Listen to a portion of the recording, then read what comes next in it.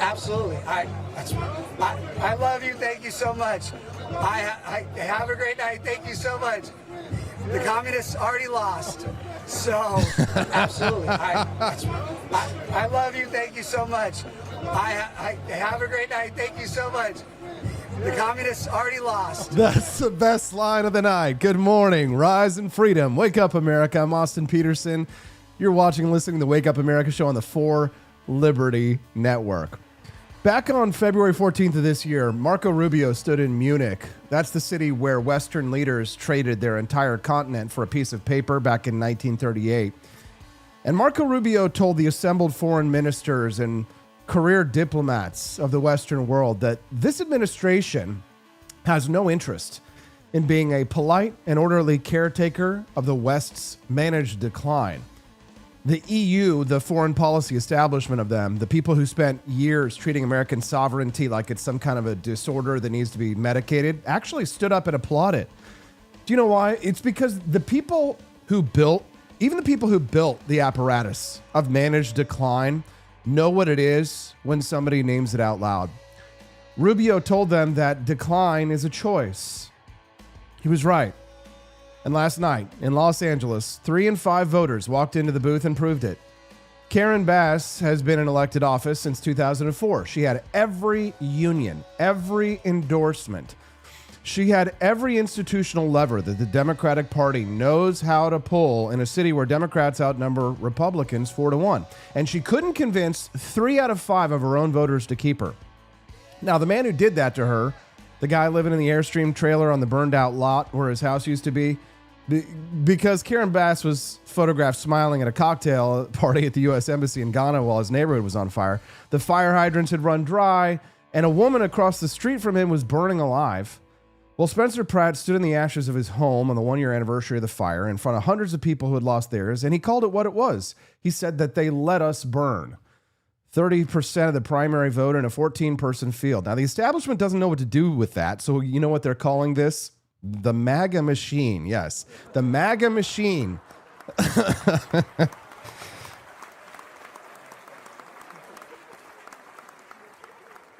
Well, last night in Los Angeles, they said it in the ballot box. Decline is a choice. And a week ago, a woman walked past the Christopher Columbus fountain outside Union Station, and she stopped because she had never seen the water run. The iPhone didn't exist the last time that this fountain worked. This is crazy. Now, I'm from this area. I've never seen it like this. It's so blue and it's bouncing off the white marble. I've never seen the marble this clean before. We have 2 other fountains too that have the same blue water. Oh my God. It smells gorgeous and looks gorgeous. Ah! Oh my God. Oh, it's so pretty. Oh, breathtaking. Guarantee you she didn't vote for that. Now, one administration had let a mob spray that Hamas is coming on the base of that one. Some of you might remember this image from that time period. Yeah, those are the Biden years. So that right there is what it looks like. That's what Democrat-led cities look like. This is what Republican-led cities look like. So no, the two parties are not the same. That is a lie right there. Now, this administration, they turned the water on 32 days before the 250th anniversary of the Declaration of Independence. So decline is a choice, and refusing it is also a choice. Now, across the Atlantic, Britain made a different choice. They chose decline. On December 3rd of 2025, an 18-year-old named Henry Nowak was stabbed 5 times on a Southampton street by a man carrying an 8-inch blade. Henry told the arriving officers he had been stabbed. He said he could not breathe. And the officer's response in his own voice on his own body cam, "I don't think you have, mate." They put him in handcuffs while his killer stood nearby, unrestrained, and his own testimony under oath was later escorted to a police station kitchen to choose his nice, quiet meal in jail. Vikram Digwa was sentenced to life on June 1st with a minimum of 21 years. The Attorney General is now reviewing that sentence as potentially unduly lenient. Nigel Farage has formally called for a whole life tariff. 2 days after sentencing, Digwa's family stood in an open courtroom and screamed racist at Henry Nowak's father. The body cam footage came out at midnight because, of course, it did. Keir Starmer says there's no two-tier policing in Britain. 6 years ago, of course, he took a knee for George Floyd. And if we all remember, George Floyd died saying, "I can't breathe." Henry Nowak died saying, "I can't breathe." Now, there's no Keir Starmer footage of him taking a knee for Henry Nowak. Starmer has not been asked whether he's going to take a knee because, of course, they know it will never happen. Jade Warwick is going to be on the show today. She's British-born. She's been covering this case from the start, and she's going to say things that the British press spent 2 weeks finding ways not to say. Judge Napolitano is also here on Khalid Sheikh Mohammed. The government waterboarded this man 183 times, destroyed the videotapes. They're now trying to convince a military judge that his confession was voluntary. 15 years and 5 judges, no trial date. On the eve of the 250th anniversary of the Declaration of Independence, Vanilla Ice is going to be performing at the Great American State Fair on the National Mall in 23 days. How's that for rejecting national decline? Bret Michaels apparently decided celebrating America's birthday was too political to attend. Apparently, Vanilla Ice has more courage than Bret Michaels. All right, stop, collaborate, and listen. Write that down, guys. This is the Wake Up America show. You ready? Are you ready? GLAMOROUS.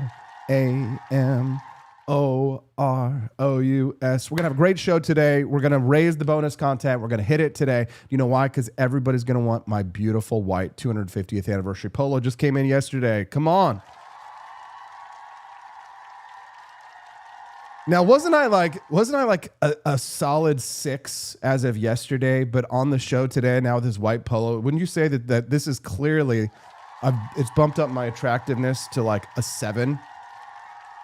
I'm like a soft 7. I'm a hard 6, but today I'm a soft 7. There we go. Looking good, huh? If you want to get like me. Ice, ice, baby. Deport them all, baby. Head on over to forlibertyshop.com this morning. Let's unlock the bonus content. Instead of watching commercials when we go to our break, you can watch a mini documentary that we've produced for you about the history of the American Revolution. If you guys want to see that mini documentary, all you have to do is do what Byron Norris is doing. He just dropped $1 in the tip jar. Thank you, Byron. And if we raise $100 today, either in solid drops of Rumble Rants or in purchases made at forlibertyshop.com, that's the number 4, libertyshop.com. What you do, if you make a purchase at forlibertyshop.com, like our beautiful 250th anniversary polo, then you guys are going to get to see our awesome mini documentary. So head on over to forlibertyshop.com during the show. And while you're there picking up a polo, grab a box of our delicious Founding Flavors coffee. That's the number 4, libertyshop.com. Head on over. Well, last night in Los Angeles, 3 and 5 voters walked into a booth. They voted to fire their mayor, Karen Bass. Now, she's been in elected office since 2004. State Assembly, Congress, City Hall, and after 22 years of building the exact coalition that the Democratic Party spends all its time and all its money constructing in cities like LA, she could not get 3 out of 5 of her own voters to renew her contract. So that's the headline. And the second headline is that the man who did it to her is the guy that lives in an Airstream trailer on a burned out lot in the Pacific Palisades because Karen Bass was photographed smiling at a cocktail party at the U.S. Embassy in Ghana while Spencer Pratt's neighborhood was on fire. His house burned down. His parents' house burned down. A woman across the street from him burned alive. The fire hydrants in the Palisades ran dry because the reservoir that had been serving that neighborhood was empty for months. And that was a fact that was known and documented and reported to the people who were responsible for filling it, and they did nothing. Karen Bass had flown to Africa on January the 4th, 2025, the day after the National Weather Service had issued a fire, weather, and high wind advisory for LA County. And she was there to attend the inauguration of the president of Ghana. Wah, wah.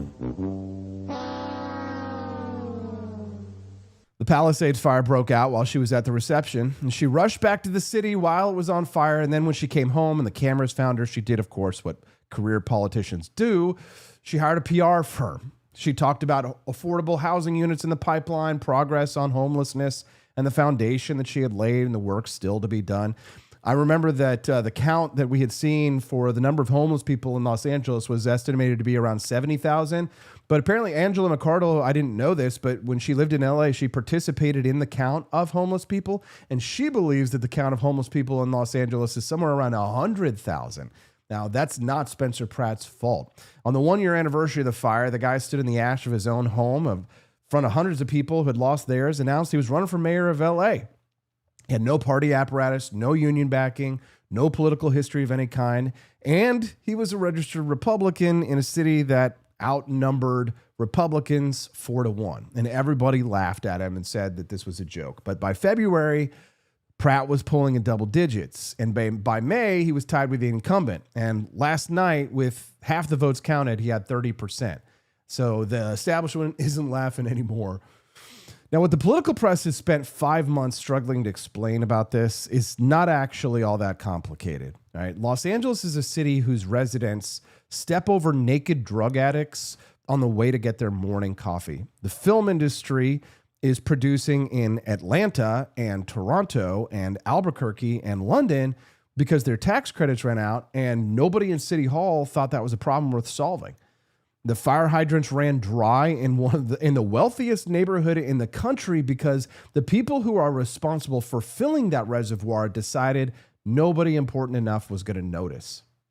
And when a man whose house burned down shows up and says that the people in charge let this happen and nobody's going to be held responsible unless somebody makes them, I mean, that is not a typical political campaign. What this is like a neighbor knocking on your door who's got a legitimate grievance about something happened in the neighborhood, and he's the only guy who's willing to see out loud what everybody already knows. Now, the political class is going to call this populism, right? They want to dismiss it, and they're going to call it a threat to democracy when they can't dismiss it, so be ready for this. Spencer Pratt is a threat to democracy, is going to be from now until November. But you know what? Last night, the voters in LA, they called it 30% of the primary vote in a 14-person field. That's what I call it. Well done, Spencer Pratt. Spencer Pratt last night he says that the communists already lost. That was Nithya Raman. She's done. It's over. God's plan, God's plan, God's plan. Spencer, do you see an uphill battle in the next 5 months? Absolutely not. I think the next 5 months I'm going to have time to build out this team to show everybody the level of Democratic supporters that I have behind me, the heavy hitters that are in this room, that are all behind me. And I think this idea that I don't represent Democrats and Republicans and independents, anyone that's just a Los Angeles citizen that wants basic quality of life, I'll be able to show that in 5 months. Right now, the media likes to say, oh, he's this. I'm not that. I'm an Angelino who said enough is enough, and I had to step up. I didn't know I'd be here tonight, but it's obviously God's plan, and I'm going to go all the way, and I'm going to show everybody that I'm their mayor. There you go, God's plan. Now, you guys remember Nithya Raman, the Democratic Socialist candidate? That was the candidate who was running to Karen Bass's left. She finished third, so she's out of the race. And then last night, she told her supporters that a, quote, MAGA machine was advancing a dark agenda against her vision for LA. Thank you, Mosbor, by the way. Appreciate you, bud.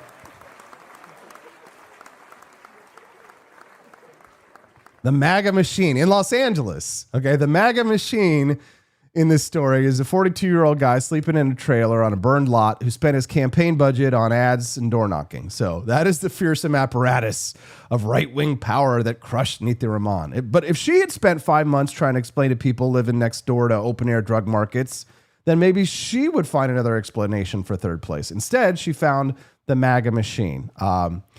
So here's what this is about, guys. This is why I'm spending time on it this morning before we talk about what's going on with Henry Nowak and the National Mall, right?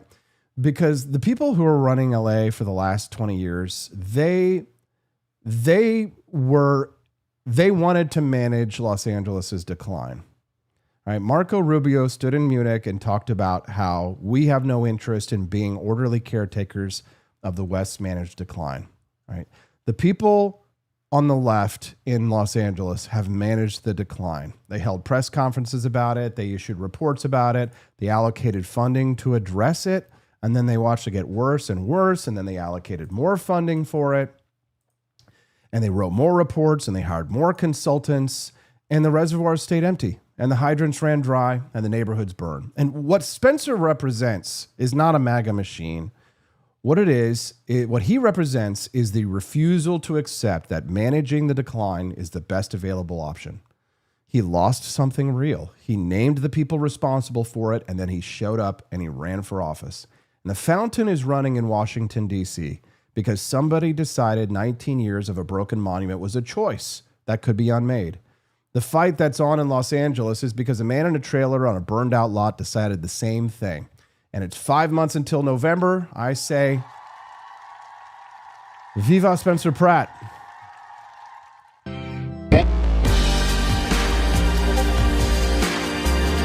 Beautiful. You love to see it. Decline is a choice. I played the clip for you guys a little bit earlier in case you missed it. This is a woman in Washington, D.C. who had stood in front of the Christopher Columbus Memorial Fountain, said she'd never seen it like this before. This is crazy. Now, I'm from this area. I've never seen it like this. It's so blue, it is bouncing off the white marble. I've never seen the marble this clean before. We have two other fountains, too, that have the same blue water. Oh, my God. It smells gorgeous. It looks gorgeous. Ah! That little oh gets me. Guarantee you she didn't vote for that. Guarantee you she voted for Kamala Harris. Saving Western civilization is definitely going to involve something that's going to make girls cry. Hey, thank you guys for all your tips and donations and purchases this morning. I see you guys over there in the chat. Matt Unruh looks like he went to the gift shop this morning. Thank you guys very much. Somebody just tipped us in Bitcoin as well. You can also do cryptocurrency tips, guys. Thank you very much. We're super grateful for that. And looks like we're well on the way to unlocking that bonus content. So you saw this woman, she stood in front of the Christopher Columbus Memorial, and the water is blue and beautiful. And she had walked past this for years, and she had never seen this. My entire time that I lived in D.C., I never saw this fountain working. It had been dry since 2007 for 19 years. The 45-foot monument at the entrance to Union Station, this was dedicated back in 2012. It was designed by a man named Daniel Burnham, who also designed the Union Station there behind it. It's topped by a globe, and it's flanked by these allegorical figures of the old world and the new. And it had sat broken and defaced and ignored at the front door of the capital of the most powerful nation in human history for 20 years. 2 presidents looked at this fountain and moved on. One of them watched a mob spray "Hamas is coming" across the base of the column while foreign flags flew all over American monuments. Now, the fountain sat this way until the administration fenced this plaza off in December of last year. And on May of 28th of 2026, 32 days before the 250th anniversary of the Declaration, they turned the water on for the first time since the iPhone didn't exist. Okay. Interior Secretary Doug Burgum stood at the ribbon cutting and said that they had changed the front door of America and called it "Before the Restoration," a symbol of neglect. And that phrase is doing more work than it sounds like, because a broken fountain, that's just a plumbing problem. But a monument to Western civilization, spray painted with Hamas graffiti and left that way for years in the capital of the United States, is a statement. And the previous administration made that statement. This administration is answering it. So the Columbus Circle restoration cost $11 million. The Make DC Safe and Beautiful Task Force launched about 14 months ago. 22 fountains have been repaired. 28 statues have been restored. Over 500 instances of graffiti removed. 134 rat-resistant trash cans have been installed. 150 potholes filled. 250 truckloads of debris pulled out of the city's ponds. More than 1,100 benches fixed or installed new. 1,695 lights repaired, 45 iconic monuments and memorials cleaned, and 6 new statues installed, including that Caesar Rodney statue that a mob tore down in 2020, back in the ground where he belongs. Now, the $54.2 million for this restoration project was funded entirely through fees paid by national park visitors. Not a dollar of new spending. Just an administration that decided the money that was collected at American landmarks should actually go back into American landmarks. The cascading fountain at Meridian Hill Park ran again on May 18th for the first time in 7 years. Now, for those who don't know Meridian Hill, that spent the Biden years as kind of like an open-air drug market that was 2 miles from the White House. And it's now, by every count on the ground, full of families. Transportation Secretary Duffy has announced a $400 million grant to upgrade Union Station itself. The reflecting pool in front of the Lincoln Memorial, which we were looking at a little bit earlier, is currently being restored. So every major symbolic axis of the National Mall will be physically renewed before the 4th of July. That's what I voted for. And the left spent 4 years telling you that caring about any of this made you a fascist. But what they meant was that caring about it made you their enemy. Starting on June 25th, the National Mall becomes the Great American State Fair. It'll be 16 days, free admission. All 56 U.S. states and territories are invited to set up pavilions in a World's Fair format, stretching from the Capitol to the Washington Monument. They're going to have a 110-foot Ferris wheel, the newly refurbished Smithsonian National Carousel, and live music every Thursday, Friday, and Saturday night, I think. Now, Martina McBride was supposed to open on June 25th, but she's already pulled out because celebrating America is unfortunately too political for these elites. Bret Michaels was scheduled for the 3rd of July. He pulled out. Morris Day was announced and then posted, "It's a no from me" on Instagram after 24 hours because he was bullied and harassed. Young MC followed with his own statement saying that artists were never told about any political involvement with the event because the event is a celebration of the United States of America's 250th birthday. That's the political involvement. But our boy, Vanilla Ice, word to your mother, his team responded to all of this with a statement that said he's proud to help celebrate America's 250th anniversary. Everybody's welcome to attend and celebrate USA's birthday and our freedom. Yes! It's my boy. Vanilla Ice has more balls than Bret Michaels. Guys, file that into things you wouldn't have written in 2005. The 4th of July anchors this whole run as the salute to America's 250th. It's a military parade they're going to have. Organizers are going to have the largest fireworks show in the world.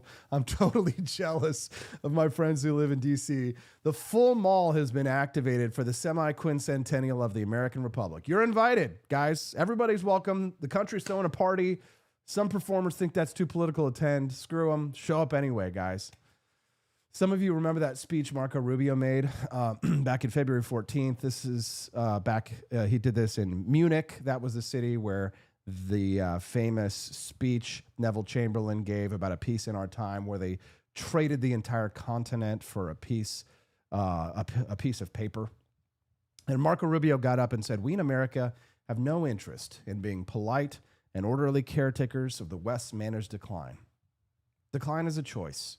And he had said that their predecessors had stared at the choice after the Second World War and they refused a choice, and that this administration intends to refuse it again. He said that the men who built America arrived carrying the memories and traditions and the Christian faith of their ancestors as a sacred inheritance, which was an unbreakable link between the old world and the new. Rubio said we're part of one civilization, e pluribus unum, and that the task before us now is renewal and restoration of the American Republic. And the chairman of the Munich Security Conference afterwards had thanked him and told Rubio on stage that he wasn't sure, but thinks that he had actually heard a sigh of relief in the hall. So the entire EU, the foreign policy establishment, the people who had treated us like crap for years, all knew that Marco Rubio was right. All right, what the West what it takes to keep it is to decide to keep the republic and to actually actively manage it. Rubio said decline was a choice. 20 years ago, somebody in D.C. chose to let the fountain at the front door of the American Capitol sit broken. They chose to let mobs deface it. They chose to call people who noticed it racists and nationalists, white nationalists, and threats to democracy. And last week, a woman walked past the fountain and stopped because she had never heard the water run. She had never smelled what cleanliness in that area smelled like. This is what refusing decline looks like, guys. This is it right there. I'm from this area. I've never seen it like this. It's so blue, it is bouncing off the white marble. I've never seen the marble this clean before. We have 2 other fountains, too, that have the same blue water.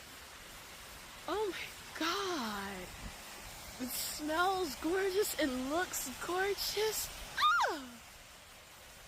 Oh my God. Oh, so pretty.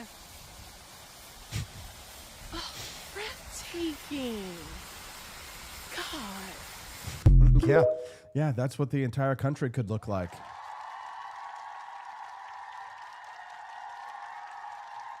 Now, guys, if you're a patriotic American like myself, let's talk about the 250th anniversary collection at forlibertyshop.com, not just because it's an advertisement, but because I genuinely have seen people complaining online that when they go to their local stores, the big corporate stores, that they haven't seen much America's 250th anniversary merch, and they want some. And I'm out here screaming from the rooftops that we have the best collection of 250th anniversary merch in the entire world. We have the best in the world. Nobody is better.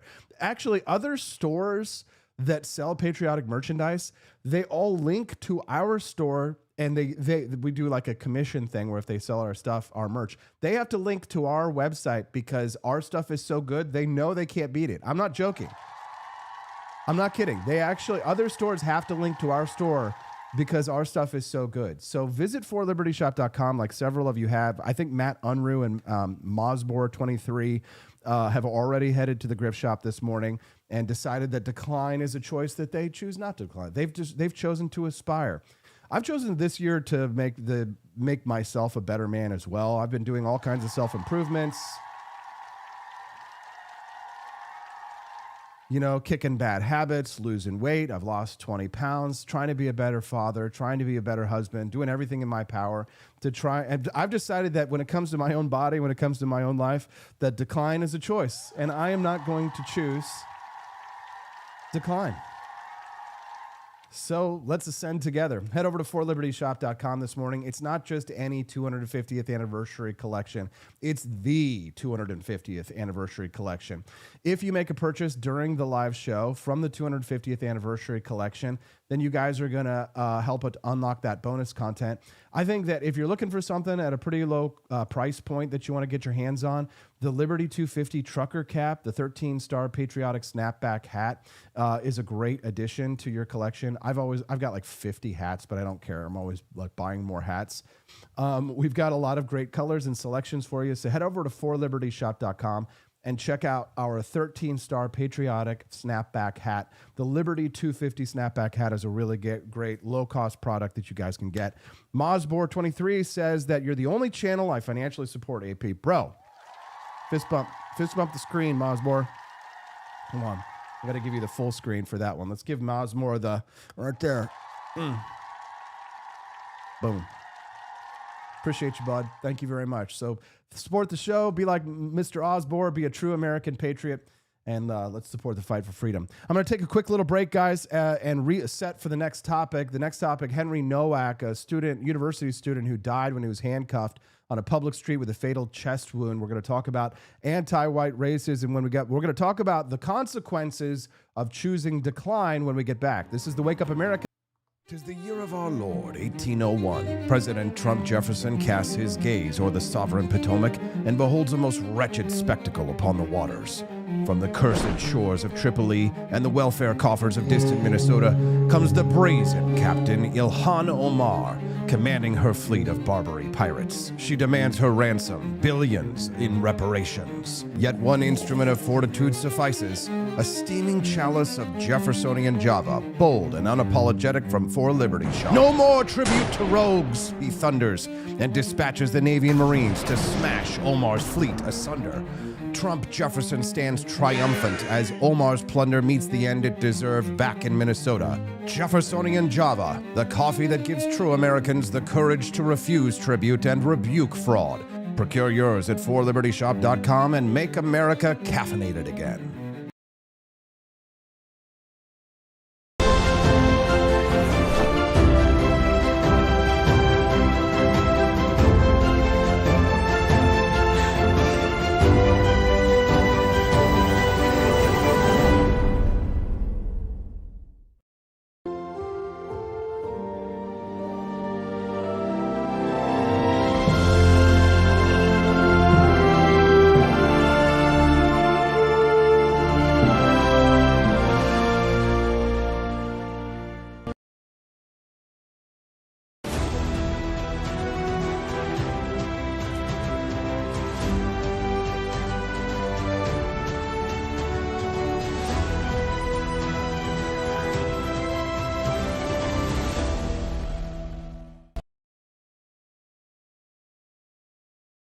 In a city where businesses never sleep, the technology still crashes. When technology turns criminal, they send up the signal. He's not a myth, and he's definitely not your nephew who knows computers. He installs, he protects, he backs it up, he keeps your business online and out of trouble. Managed IT, security, cloud, support that actually answers the phone. Layer 8 tech. When your network breaks, he wakes. Call Drew before your tech needs a rescue signal. George Washington spent 8 years making sure nobody knew where he was. Troop movements, secret dispatches. The man was a ghost. So when a barista leaned out a window and asked for his exact location in exchange for points they called stars, he looked at his flag and said, "I've already got my stars. 13 of them. Keep your dignity and your location intact. Grab a box of Washington's Revolutionary Roast at 4libertyshop.com.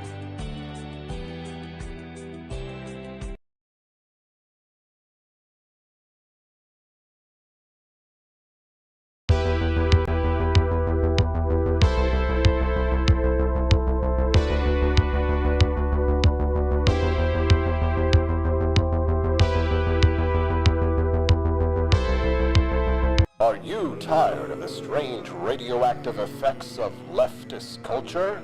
Do you ever wonder what happened to good old-fashioned American values? Well, fear no more, because there's a new force fighting back against the cultural rot of today.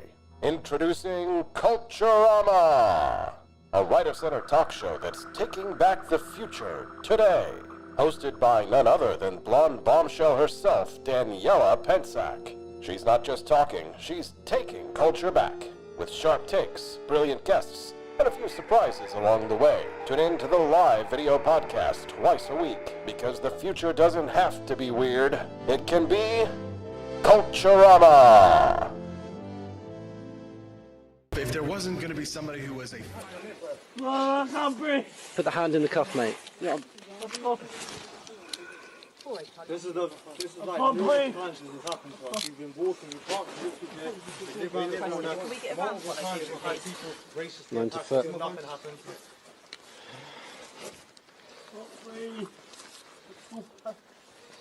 He's saying he's been stabbed, so Where let's is it just you check think you've him. been stabbed? In the face?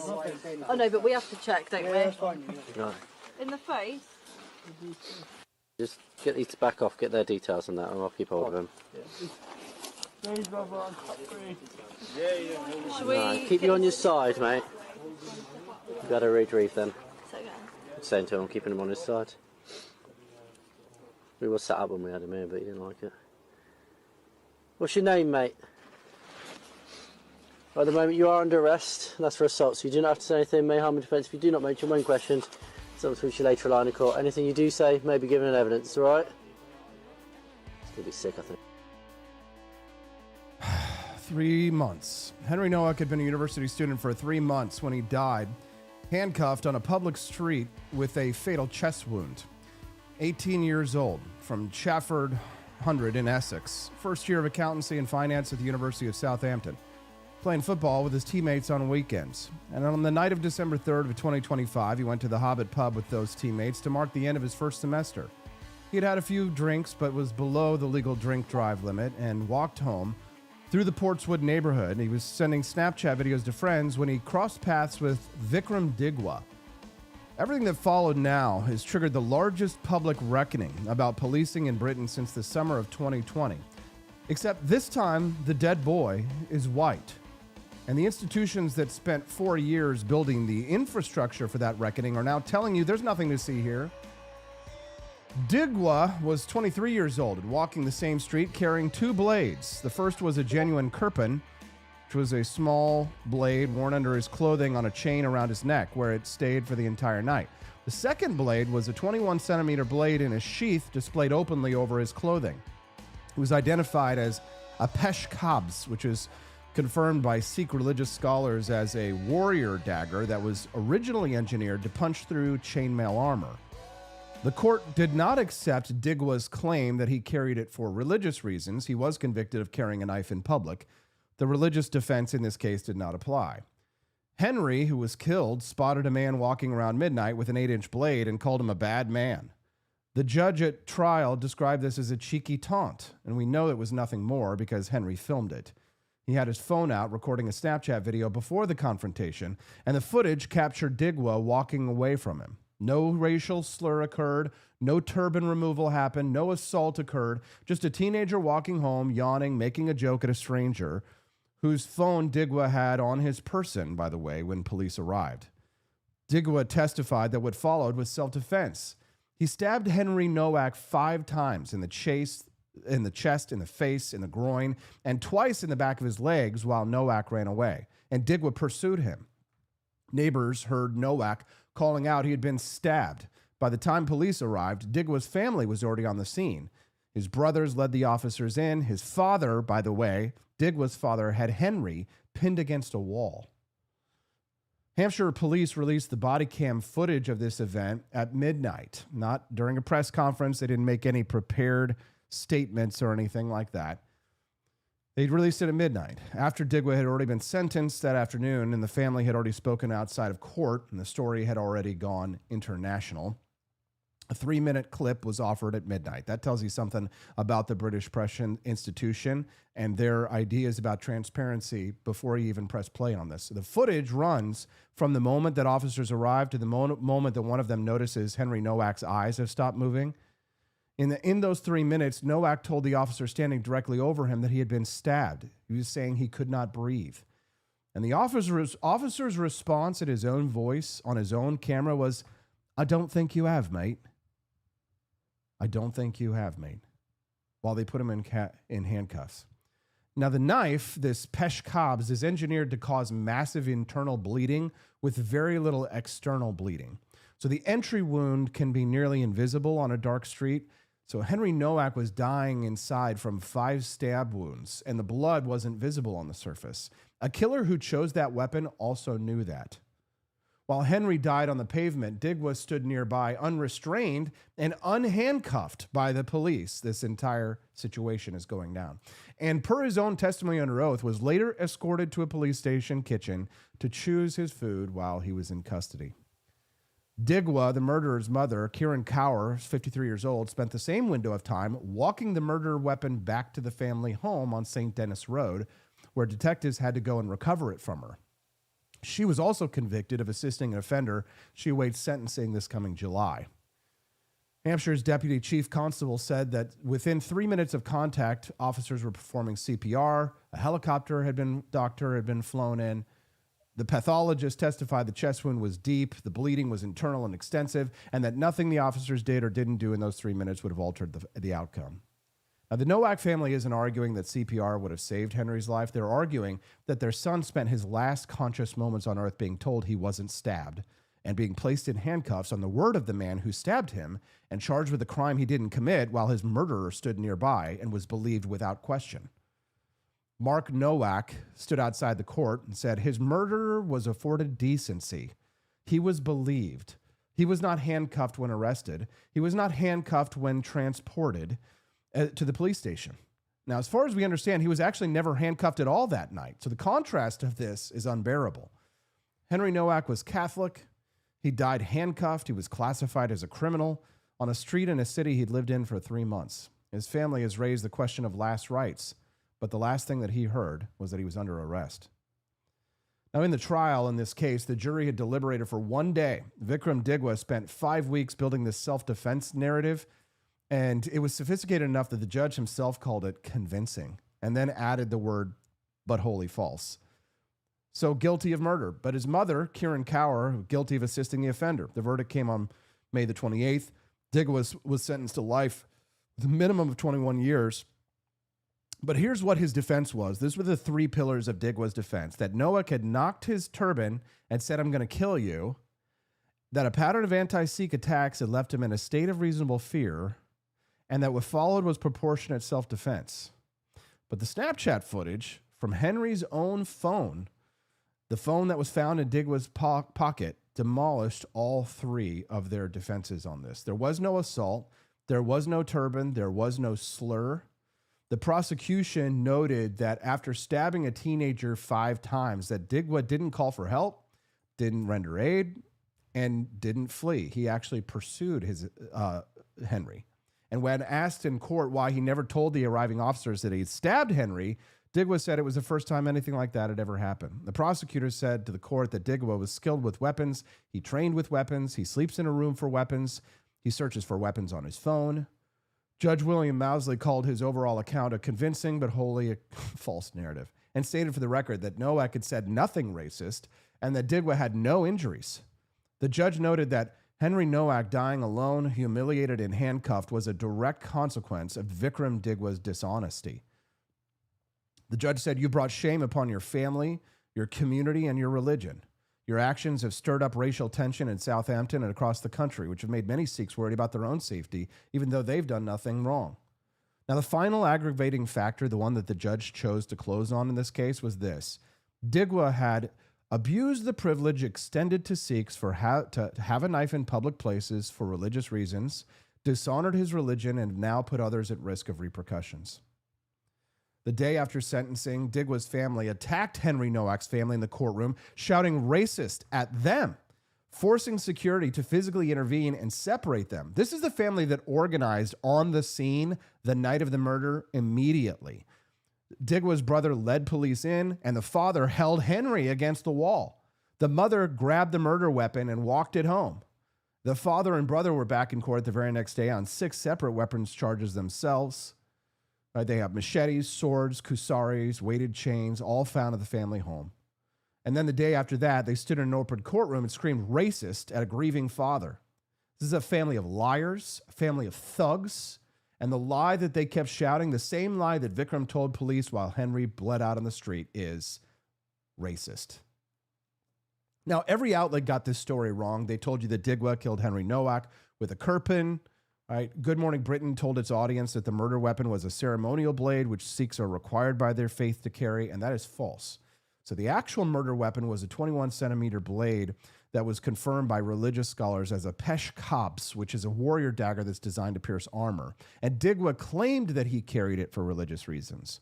But the court rejected that and still convicted him of carrying a knife in public. So the religious defense did not apply because under UK law, the Kirpan exemption under the Criminal Justice Act of 1988, reinforced by the Offensive Weapons Act of 2019, exists as a defense for bladed articles carried for genuine religious purposes. So Digwa was already wearing a genuine Kirpan under his shirt on a chain around his neck. So that Kirpan satisfied any religious obligation that he might have to carry a blade. But a second weapon, the warrior dagger, was worn openly over his clothing on a public street, and that served no religious purpose that the law protected. So nonetheless, of course, the Sikh Federation called the CPS's repeated use of the word Kirpan to describe the weapon a massive blunder. And the consequences of that blunder are actually playing out in British politics. We're going to speak to we're going to speak to Jade Warwick at 8:30 this morning on this topic. The Reform UK's Zia Yusuf pledged to repeal the Kirpan exemption entirely, saying, "I don't care what religion you are, nobody other than law enforcement will get to carry deadly weapons under Reform government." Restore Britain has said the same. They're looking at getting rid of all of these religious exemptions for knives, which is, of course, stupid and wrong, and of course the wrong way to go, because as Americans, we know full well that what the UK needs to do is get rid of the laws against carrying all knives and guns.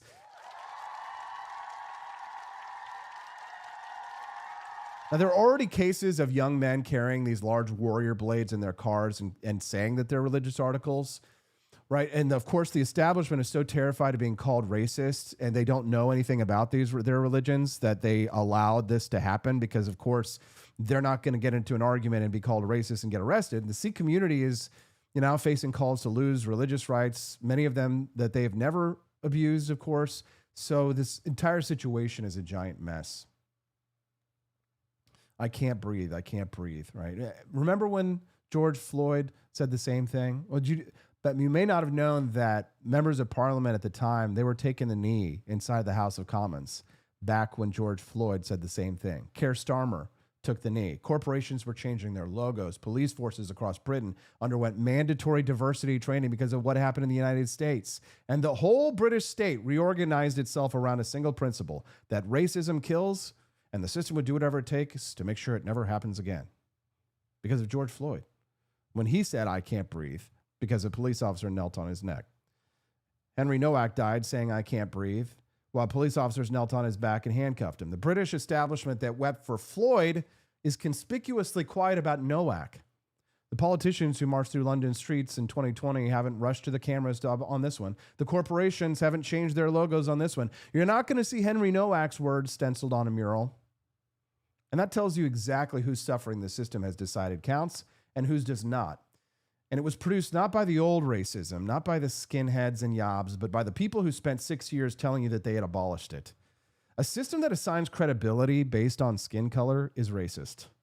And that word applies regardless of which direction the bias runs. This one runs against white people.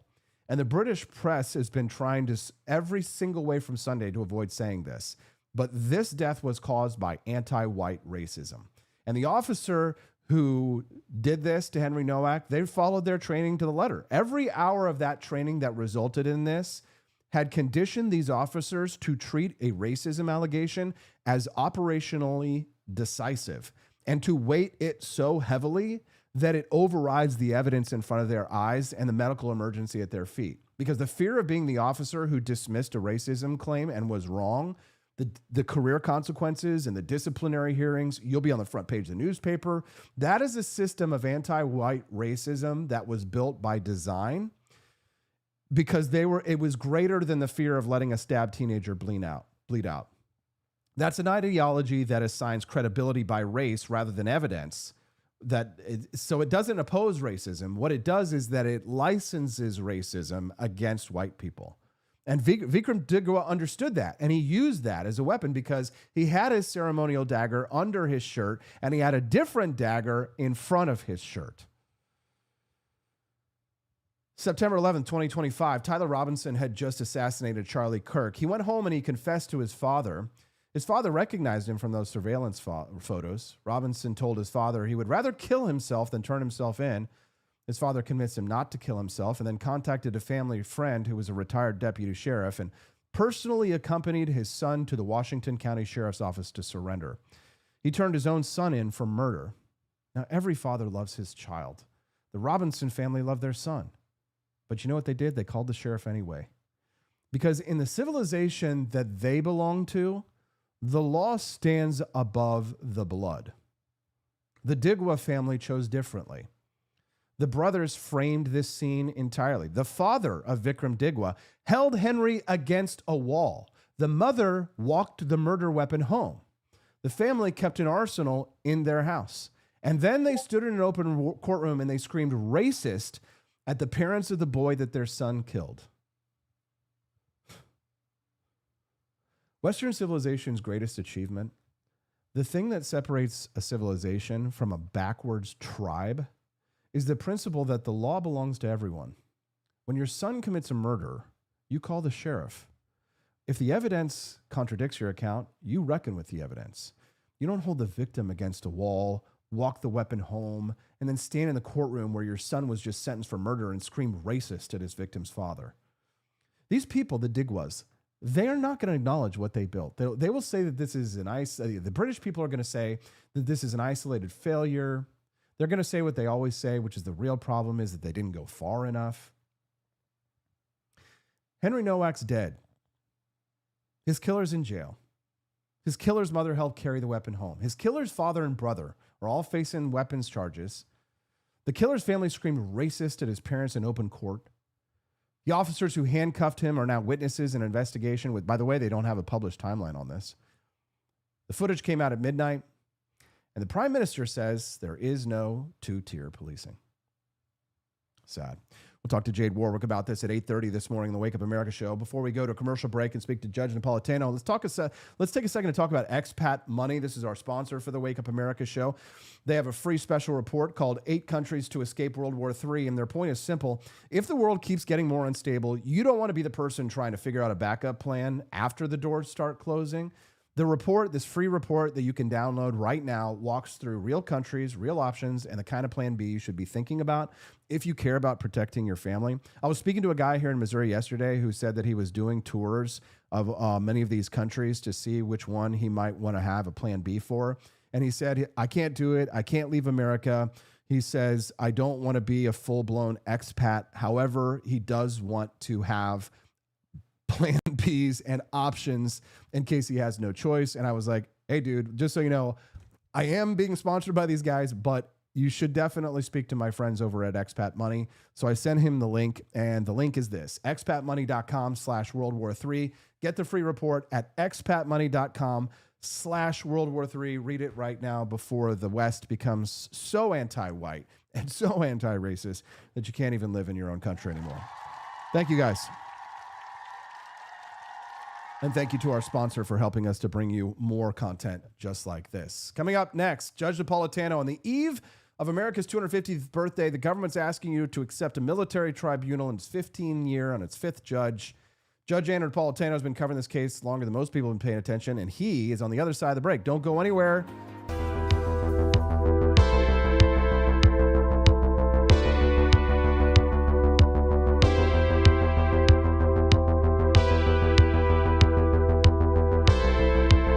Are you tired of the strange radioactive effects of leftist culture? Do you ever wonder what happened to good old-fashioned American values? Well, fear no more, because there's a new force fighting back against the cultural rot of today. Introducing Culturama, a right-of-center talk show that's taking back the future today. Hosted by none other than blonde bombshell herself, Daniela Pensack. She's not just talking, she's taking culture back. With sharp takes, brilliant guests, and a few surprises along the way. Tune in to the live video podcast twice a week, because the future doesn't have to be weird. It can be Culturama. If there wasn't going to be somebody who was a fiery champion of liberty, somebody who would get out there and who would be aggressive, and if they wouldn't do it with more fire or passion than I had, then I would go and I would fight this battle for us. I've fought for the principles that we all share. Parties tend to be secondary to me. We're here because we believe in the principles of liberty. I am not a perfect messenger, but I think I'm a damn good one. This is a replica of our first president's flintlock pistol. You have my full support, my respect, and my gun.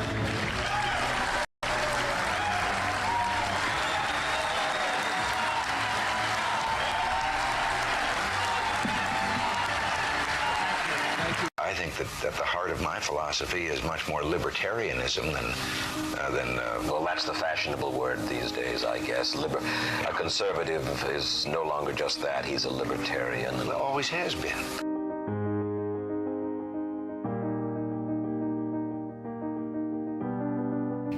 Yet any time you and I question the schemes of the do-gooders, we're denounced as being against their humanitarian goals. They say we're always against things, we're never for anything.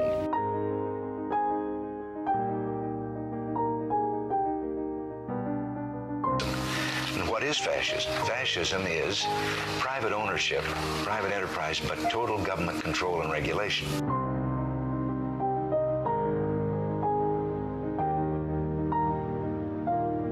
Well, the trouble with our liberal friends is not that they're ignorant. It's just that they know so much that isn't so.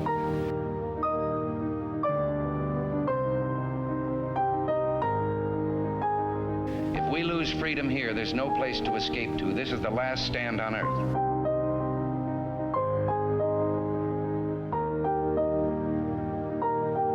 This is the issue of this election.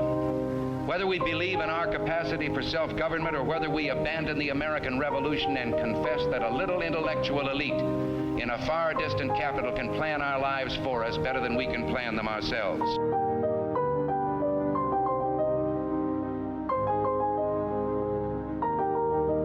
The conservative, so-called, is the one that says less government, get off my back, get out of my pocket, and let me have more control of my own destiny.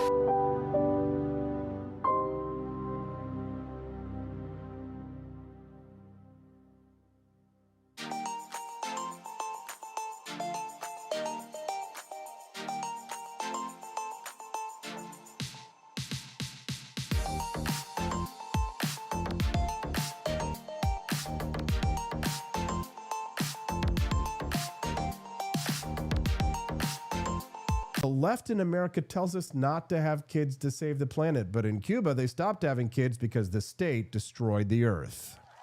Collectivism doesn't create justice. It creates shortages, corruption, and power for the few. I've not just seen it, I've lived it. Thanks for sticking around. Good morning, Rise and Freedom. I'm Austin Peterson. You're watching and listening to the Wake Up America show, and that's on the 4 Liberty Network. Don't forget to click the like button if you haven't already.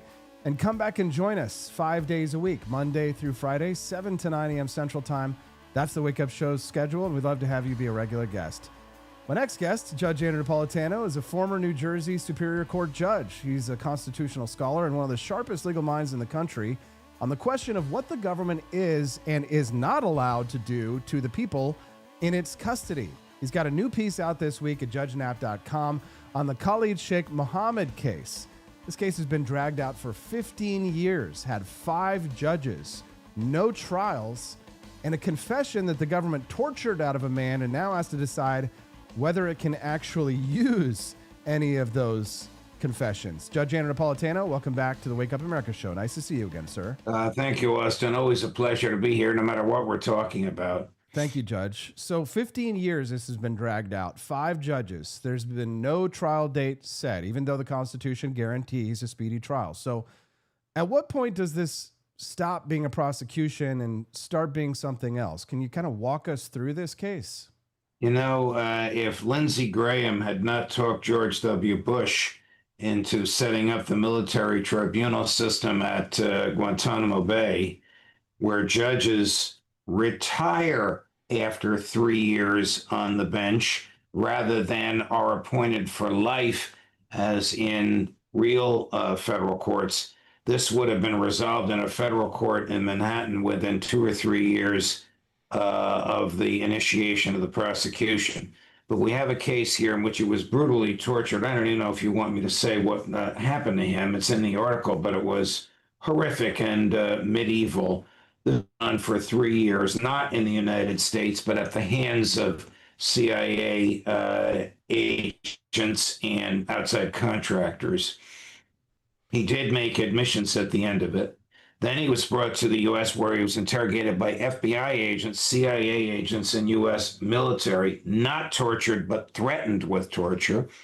He made admissions to them. The question is, was his mind so attenuated? Was he so terrified of his interrogators from what happened to him for 3 years in Thailand, which is where he was, that the interrogation at Guantanamo Bay is not voluntary and not credible? Oh, and the lead interrogator at Guantanamo Bay was a 30-year FBI veteran who forgot to administer Miranda warnings to this guy. You forget Miranda warnings in a police station, none of what the defendant says is admitted. 2 years ago, the government initiated plea negotiations because the lawyers for the government said, now that we know what the torture was, we cannot ethically defend it or use information derived from it in an American court, or we'll lose our licenses to practice law, so we want to enter into a plea agreement. The judge, the defendants, the defense counsel, the government, and the general in charge of all these prosecutions in the Pentagon agreed to a plea agreement, which was life in prison at Guantanamo Bay and other aspects to the agreement. Then Secretary of Defense Lloyd Austin came in and said, I don't agree. Then he fired the general who approved it.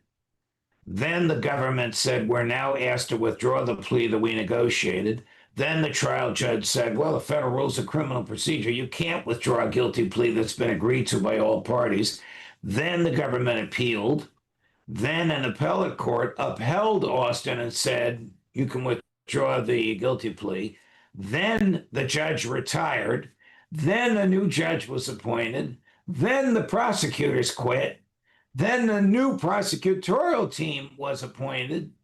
And now the new judge, after having read you can't make this up, 44,000 pages of documents and transcripts, because he's brand new to the case, announced this week he's ready to rule on whether or not the statements made after the torture can be admitted at court. To make this even more absurd, there is so much evidence of his guilt outside of the torture. It was totally unnecessary, and this is nothing more than an academic exercise at this point. Judge, talk to us about the use of torture, because you write that the relevant question isn't the words that Muhammad told his torturers. It's whether the torture so degraded his mental faculties that everything that came after was also compromised. I mean, if you torture someone, if you torture me, you could get me to say that I planned the 9/11 attacks. Isn't that the issue at hand? Yes. Yes. So among the 44,000 pages of the documents that this new trial judge has to read are transcripts of testimony from psychiatrists for the government and for the defense. And they all agreed that if torture is severe enough, its effects transcend the interaction with the torturers to the point where the victim will want to please whoever is interrogating him because he has no free will remaining. That is a well-known phenomenon amongst victims of torture, particularly torture this severe. So the question is, when this FBI agent and others did not give him the Miranda warnings, we're now at Gitmo, so we're now a few years after the actual 3 years of torture in Thailand. And he made incriminating statements in Gitmo. Are those statements admissible? To me, it's a no-brainer. You don't give somebody the Miranda warnings. Everything they say is not valid. And the standard of proof, the bar over which the government must jump in proving the voluntariness of torture, is the same standard of proof of guilt, beyond a reasonable doubt and to a moral certainty. This is the only other time in American jurisprudence where that standard applies. We all know from the movies it applies to whether or not the defendant is guilty. It also applies to whether or not the defendant's confession was voluntary. Of course, when the defense lawyers subpoenaed the tapes, the videotapes of the torture, they disappeared. I mean, so isn't that like destruction of evidence? Couldn't somebody be charged? Yes, it in is. That? Yeah. A pardon by George W. Bush. What do you think ultimately happens to these people, Judge? I mean, if you had to guess. I don't think they'll be executed. I think that even military juries will find the torture repellent. The interesting twist on the torture is if the transcript of the confession comes in, then the defendants can challenge its voluntariness before the jury, meaning the jury will hear all of the horrific things that happened. The last time that happened, they acquitted a guy as to whom the evidence of guilt was overwhelming. They were so disgusted by what their fellow soldiers had done.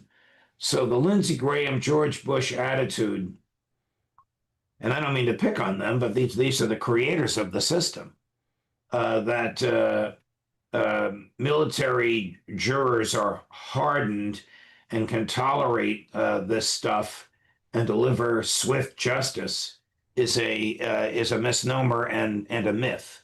Military jurors are just as repulsed by horrific governmental behavior as civilian jurors are.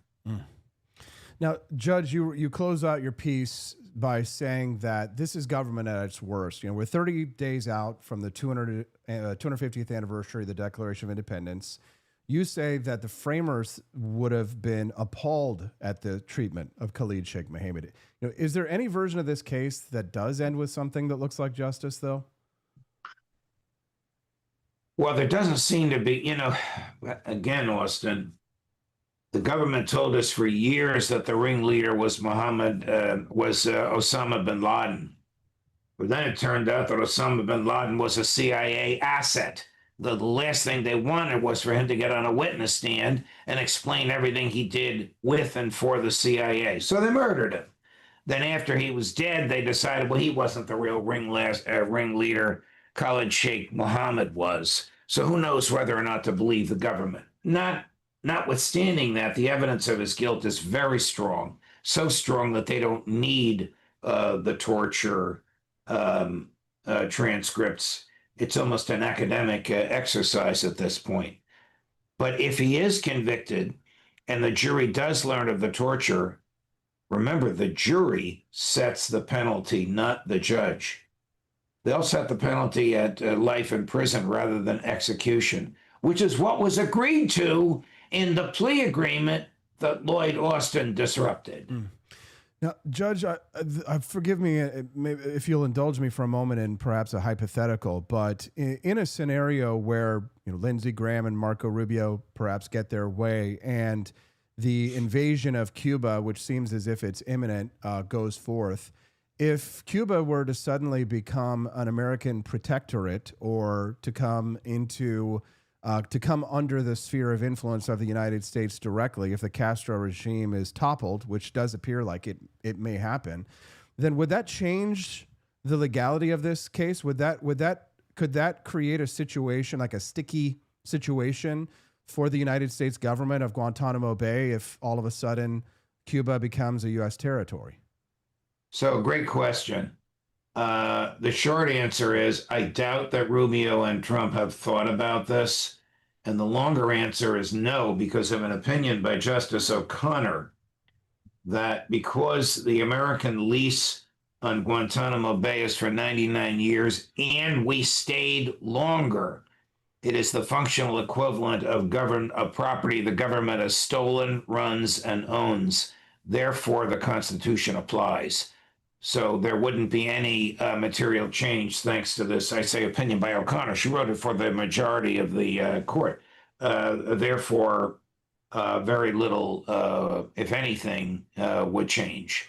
There was actually a meeting at the border of Gitmo between the commandant of Gitmo and the senior Cuban four-star general. I don't know what they talked about, but it's the first time they had this kind of an amicable meeting.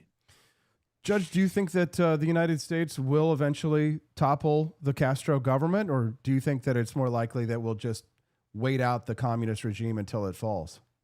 I think Rubio will have his way, and unless the 95-year-old Raul Castro is whisked to Moscow, he'll be whisked to Miami and in a federal prison there awaiting trial. The charges against him are farcical, but the government will use them as a pretext to remove him, even though he's totally retired. He has nothing to do with the government, and then they'll topple the government and install a regime which will probably be rejected and resented by the Cuban people. Judge, is the problem that in the modern age or the post-World War II era of congressional authorization for declaration of war, is the problem that the United States is a signatory to the United Nations and in some ways overrides some constitutional precedents? In other words, that there really is no incentive for the United States to declare war because of the myriad rules that we have, I guess, self-imposed since the creation of the United States? We have signed the Geneva Conventions, which we wrote, which prohibit a declaration of war except on a country that poses an immediate national security threat to the declaring country. It also prohibits a declaration of war. Well, the UN Charter then prohibits a declaration of war on another member country without the permission of the Security Council. For all my criticisms of George W. Bush, he did get the permission of the Security Council before he invaded Iraq and Afghanistan. You know, Madison used a very odd phrase in the Constitution. This Constitution and all laws written in pursuant thereof and all treaties entered into by the United States are the supreme law of the land. So Donald Trump might not like a treaty. You and I might not like a treaty. The public might not like a treaty. But if it was signed by the president and ratified by 2/3 of the Senate, it is the supreme law of the land. In the case of these treaties involving war, the Geneva Conventions are actually 4 different treaties, and the UN Charter. Not only were these signed by President Truman, again, somebody that I'm not a fan of for reasons you know, they not only were they ratified by the U.S. Senate, they were written by the United States. The judge, on the civilizational question, one of the things that I've been trying to understand is the question of the capability of a civilization to have self-government. So after World War II, the United States engaged in nation-building exercises in Germany and Japan. And to a large extent, those exercises were successful, maybe Japan more than Germany. But in other exercises that the United States has engaged in, nation-building in Iraq or Afghanistan, those have been largely failures. So it suggests that the question of whether a nation building can occur or not, it's not whether or not it can occur. It can happen. It did happen in Japan and Germany, but it didn't happen in Iraq and Afghanistan. Is that because some cultures are just fundamentally incompatible with the concept of self-governance? And does that mean then, therefore, Judge, that some people just truly are incapable of living in a society where people are self-governed? Yes. Yes, there are cultures that will only survive with a benign dictator or even an aggressive dictator. And it should really be none of our business. We shouldn't be using the military to force our way of life on other people. This isn't to say that they don't have the same natural rights that we do. They do, but it is not our position to vindicate those natural rights. But do you agree with, do you believe then that the question of nation building, whether that is moral or not, it can be done if a society is capable of self-governance? And then the question becomes, how do you determine if a civilization is capable of self-government, Judge? Yeah, I don't know the answer to that. The 2 examples you gave had relatively happy endings, though, of course, the German one took a long time because of the Soviet dominance, ownership, control, whatever you want to call it, over East Germany. And of course, the American duplicity in talking the Soviets into leaving East Germany by promising that NATO would not move 1 inch eastward. Within a year, Poland was in NATO, but another story for another time. You can't really tell other cultures how to live. It's one of the reasons Trump is losing in Iran, because he and the people around him do not understand the Persian culture, the Persian mentality, the Islamic mentality, the Islamic capacity for patience. They just don't understand it. They think that Tehran is New York City or Los Angeles. Isn't it a depressing realization as a libertarian to look at a culture like Iraq and realize that these people can only survive under a dictatorship while we Americans must survive under a government of individualism and liberty? I mean, it's kind of like, in that sense, it sort of rejects the concept of universalism of our ideas. I know where you're going. I'm not so sure how much liberty we have remaining here, but clearly on paper, what you say is correct. And yes, it is depressing, Austin. I mean, we just kind of go around the world toppling dictators. You know, there's a great one-liner from my friend, Ambassador Charles Freeman. The problem with searching abroad for monsters to slay is they have a way of following you home, like on 9/11. These are the civilizational questions that nobody talks about these kinds of things, Judge, because these are just you. Well, yeah, I see it when you talk about our civilization being in decline. I guess it's probably the optimist in me that I'm always just looking for some way out for the American citizens, that on the 250th anniversary of the greatest country that's ever existed, that there is some way, some hope for Americans to have liberty as our founders envisioned. But we aren't going to solve all those problems today, Judge. Share with us who you have coming up on your own show, Judging Freedom. You know, I just had a fascinating interview with Mohammed Marandi, my friend who teaches at the University of Tehran, born in Alexandria, Virginia, about the position of the Iranian negotiators.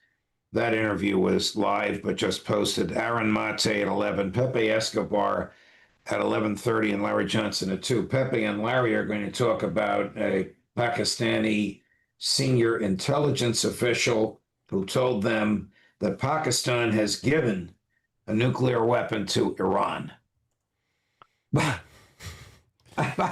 This is like over the top. I know these guys as well as I know you. They have incredible sources. I will interrogate them, and the audience can decide whether they're believable. If you want to see and that. At 3 o'clock, Phil Giraldi. Phil is going to talk about Section 224 of the National Defense Authorization Act. I'm going to guess you're familiar with that. That gives, as a matter of law, is the Israeli government access to all American top secret materials without asking for it. That it merges Israeli intel and the Israeli military with American intel and the American military, and Netanyahu and his successors won't have to ask for this year after year. This is utterly repellent to the concept of sovereignty. It involves a country with which we don't even have a treaty of defense. Judge Andrew Napolitano is the host of Judging Freedom and a Wednesday morning regular guest here on the Wake Up America show. You can download his podcast on any mobile device and read his weekly column at judgenap.com. Judge, thank you for your time and your energy. We appreciate you, sir. Thank you, Austin. All the best to you, my friend. Thank you. Have a wonderful day. That's Judge Andrew Napolitano. You can also follow him over on X at Judge Nap. 20 seconds. That is the Henry Nowak story as the record now stands. The verdict, the sentence, the family of the murderer screaming racist at a grieving father in open court, and an investigation that has no published timeline in the UK, where the officers who handcuffed this dying teenager are still classified as witnesses. We're going to have... Of Hanover County, Virginia, on May 29, 1736, a boy was born with a voice that would one day shake an empire. His name was Patrick Henry. He was no scholar. He failed at farming and at running a store. Twice he went bankrupt before he was 30. But inside that tall, lanky, fiery-eyed man burned a passion for liberty that no amount of failure could extinguish. He taught himself law, passed the bar, and quickly became one of the most dangerous courtroom orators in Virginia. In 1765, the British Parliament passed the Stamp Act. Most colonists grumbled. Patrick Henry stood up in the Virginia House of Burgesses and unleashed a thunderbolt. He warned the king in words that still echo. Caesar had his Brutus, Charles I his Cromwell, and George III. Shouts of treason filled the chamber. Henry paused, then stared them down and finished. May profit by their example. If this be treason, make the most of it. The chamber fell silent. Patrick Henry had just lit the fuse. But his greatest moment came on March 23, 1775, in St. John's Church in Richmond. The colonies were on the edge of war. Many still hoped for peace with Britain. Patrick Henry rose to speak. The air was thick with tension. In a voice that rose like a storm, he delivered one of the most powerful speeches in human history. Gentlemen may cry peace, peace, but there is no peace. The war has actually begun. The next gale that sweeps from the north will bring to our ears the clash of resounding arms. Our brethren are already in the field. Why stand we here idle? Is life so dear, or peace so sweet as to be purchased at the price of chains and slavery? Forbid it, Almighty God. I know not what course others may take, but as for me, give me liberty or give me death. The delegates sat stunned. Some wept. Others rose to their feet in thunderous applause. Patrick Henry's words did not just rally Virginia, they helped push the entire Continental Congress toward independence. When war came, Henry became the first governor of independent Virginia. He raised troops, supplied armies, and kept the state in the fight even when things looked darkest. He clashed with Thomas Jefferson and James Madison on many issues, but none ever doubted his burning commitment to liberty.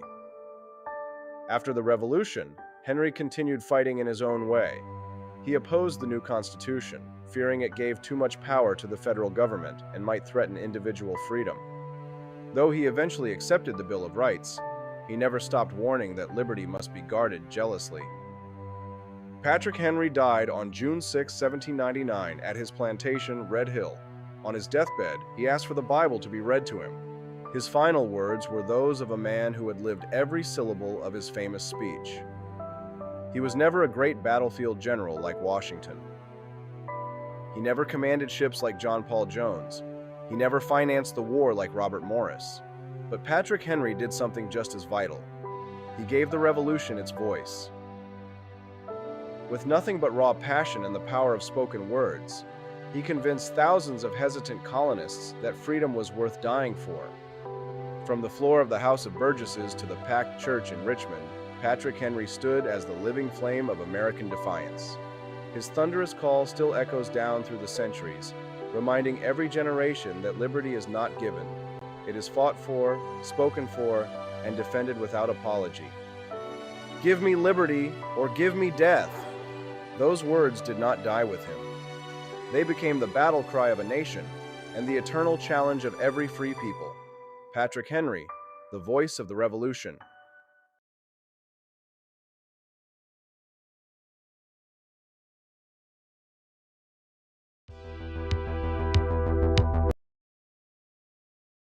"'Tis the year of our Lord, 1801. President Trump Jefferson casts his gaze o'er the sovereign Potomac and beholds a most wretched spectacle upon the waters. From the cursed shores of Tripoli and the welfare coffers of distant Minnesota comes the brazen Captain Ilhan Omar, commanding her fleet of Barbary pirates. She demands her ransom, billions in reparations. Yet one instrument of fortitude suffices, a steaming chalice of Jeffersonian Java, bold and unapologetic from... Welcome back to the Wake Up America show. I'm your host, Austin Peterson. Joining me now, Jade Warwick. She's a UK-born political commentator and the founder and the host of the Warwick Report. And she's been one of the clearest voices that covers the intersection of British policing, political Islam, and the institutional failures that the mainstream press in the UK would rather not examine. Now, she's been covering the Henry Nowak case from the beginning. She's wrote about it on her Substack, and I want to get into the details because there's a lot that the press has either gotten wrong or that they have refused to touch, like the weapon that was used, the laws, and the policing culture that produced that awful body cam footage. So she's here to talk about what accountability actually looks like. Jade, welcome to the Wake Up America show. It's nice to see you. Thank you so much for having me, Austin, and thank you for talking about this. Sure. So when you watch that body cam footage, horrific footage, 3 minutes long, a dying teenager saying he's been stabbed, the officer saying, "I don't think you have, mate." So what is your read on what actually happened in that officer's head in real time? Systemic racism. Police officers are trained to treat white people differently. In every single website, you will read a part about George Floyd, how to treat ethnic minorities, certain religions, and they will say that white people are being treated differently, historically because of their white privilege. So they no longer wish to do that. That is active racism within the police force.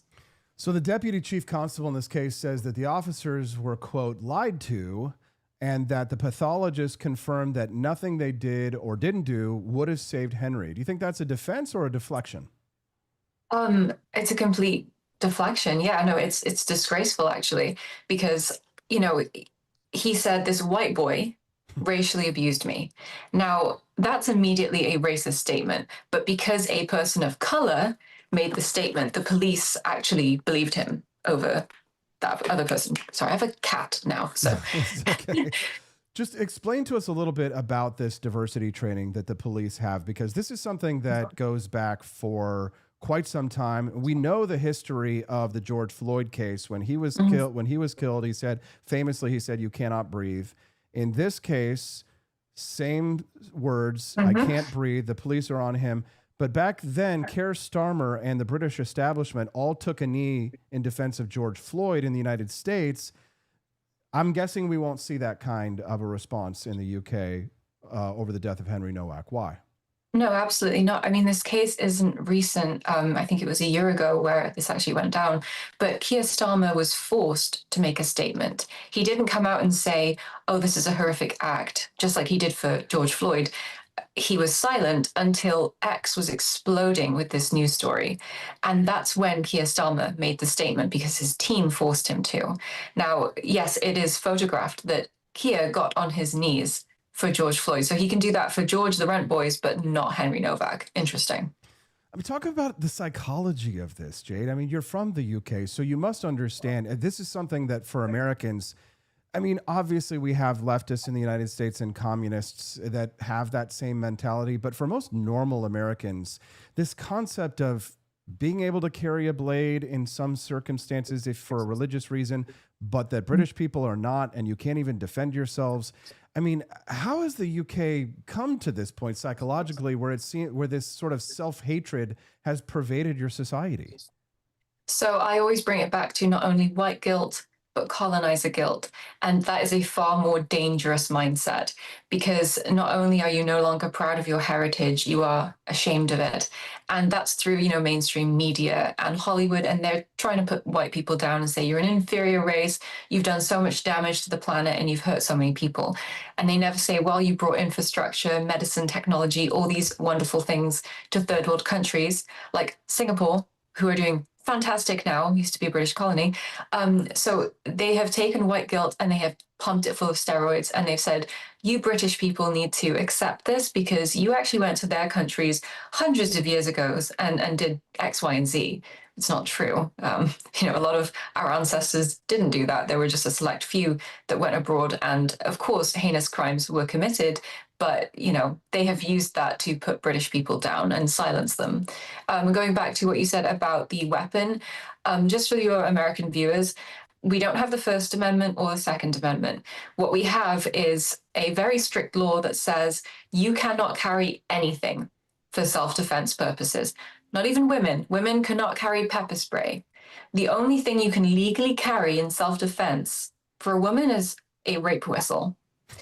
And if you carry something with the intention of using it for self-defense purposes, that item then becomes illegal. It is such a backward system because, yes, if you are a Sikh, you're allowed to carry a knife that's like this long, a sword. It's insane, the double standards. Now, Keir Starmer has said that there is no two-tier policing, but Suella Braverman has called this anti-white racism embedded in police culture. So it seems as if the UK culture is of two minds of this. Are there enough people in the UK that are of like mind, like Suella Braverman or like yourself or Tommy Robinson's, to actually make a difference after this case? Because you would think that if something doesn't change after this, then it probably never will. What do you think is going to happen? Well, I think there are people who are burying their heads in the sand. They don't want to confront it. They don't want to be appearing racist. That's been a huge problem in the UK. And then there's people like me who don't care if we're being called names. Tommy Robinson, for all his faults, is an extremely brave man, a wonderful person, and he's fighting so hard for the British people. And I'm very grateful that he's doing that. He's on that side of the pond, I'm on this side, because here I have my free speech and I can say these things. I can criticize the government and they're not going to arrest me because I'm in America and I'm an American. And luckily, I think that most of the UK has phenomenal common sense and are waking up to this. So you're waking a sleeping lion that has been chained, and they are realizing that they have these chains on. What do you think is going to happen? Now, you say you're an American, Jade, but have you bought a gun yet? Yes, I'm actually sponsored by SIG, so they just sent me a rose gun too. Oh, damn it.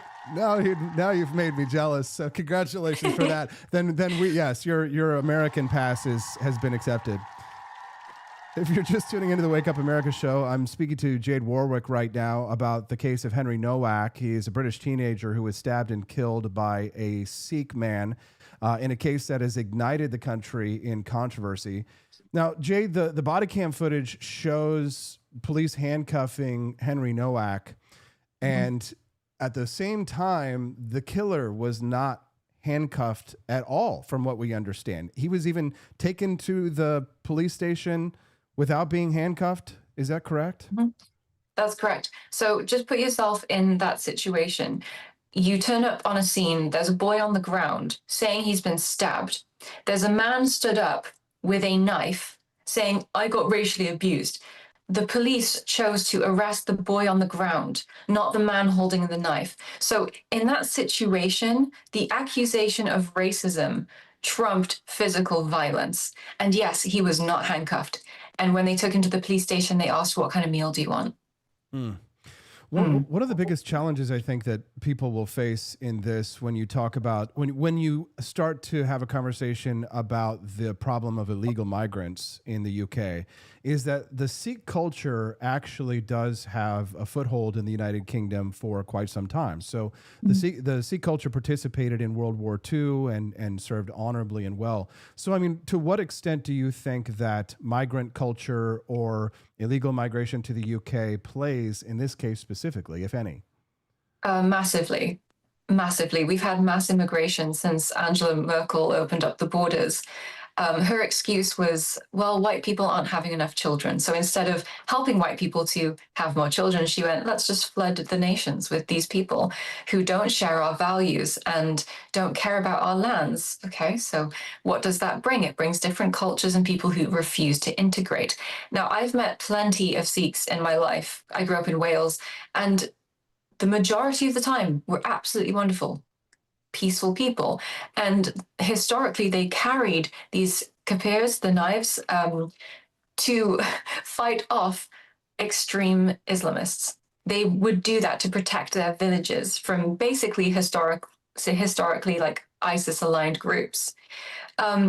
So at one point, we were extremely aligned with the Sikhs, and I'm not sure exactly what's happened. I assume it's got something to do with, the race war, whites versus colored people. So the colored people are joining forces. I don't know.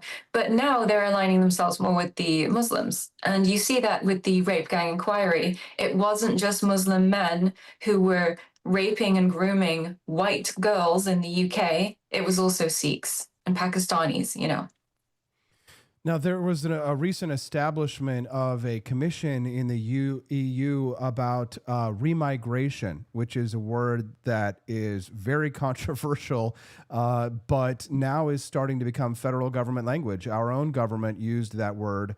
And so I wonder, curious if you think that the tide is turning. We have seen Marine Le Pen's party starting to take majorities in France, populist movements in the EU starting to rise up.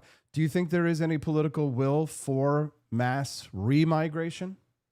Yes, it's a very sensitive subject. However, it is the more humane path to go down. Remigration, repatriation, and mass deportation is a lot more friendly than the other option, which is what they are pushing the white people and the, ethnicities of Europe, the traditional ones, to go down that road. I mean, history does repeat itself. I don't want to say it, but at one point we're going to be pushed to the edge and we won't have the option of remigration. We will end up having to fight fire with fire. And in this case, it's actual physical violence. We're getting attacked.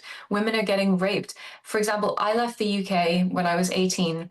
I told people on several news shows, it's because I got attacked and I was like, abused, but it was because of this issue. When I was a teenager, I got hurt very badly by a group of migrant men. And when I went to the police, they said, well, Jade, you probably shouldn't have been in that area. It's a zone where we have all these migrants and, they're asylum seekers. And, in their culture, you're not supposed to be walking alone.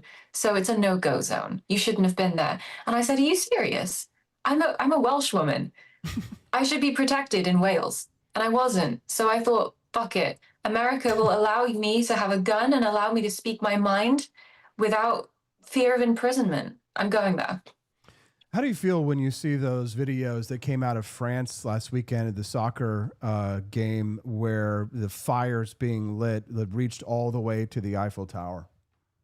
Disgraceful. Disgraceful. You are a guest in this country. You've come to this country because yours is so terrible. Okay, you're going to burn this cinematic landscape to the ground. Audrey Hepburn, she said Paris is always a good idea. Now it's the worst idea on the planet. No one wants to go there. I love Paris. I lived there for a couple of months. Gorgeous. And these people come in and they wreck it. You're a guest in this house. Behave yourself. Muslim grooming gangs in Rotterdam, terror attacks in Paris, Berlin, in knife crime epidemics in safe cities, cities that used to be safe. Do you think that the establishment's obsession with Islamophobia explain why these European leaders protected the perpetrators over victims until the public backlash has now kind of forced this remigration awakening?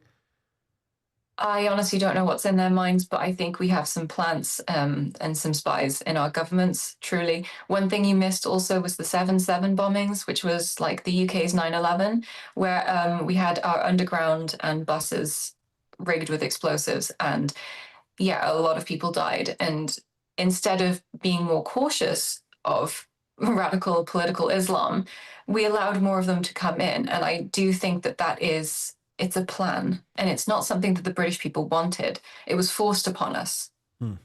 One of the sort of red or big elephants in the room, if you will, the question of on the civilizational question is the question of what role Israel plays in the alliance of the League of Civilized Nations. Now, Tommy Robinson, who I know you're going to be speaking with later this afternoon on Newsmax, and I'm looking forward to watching that clip, has sort of famously broken with what the sort of traditional, you might say, right-wing nationalist view has been towards Israel, which has been, you might say, decidedly anti-Israel. Quite frequently here in the United States, the movement of people who call themselves groypers or white nationalists or whatsoever are decidedly extremely anti-Israel.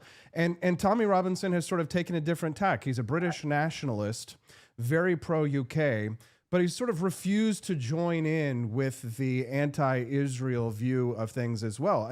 I mean, Marine Le Pen, from my understanding as well, she even purged the anti-Semitic elements of her own party, which included her own father.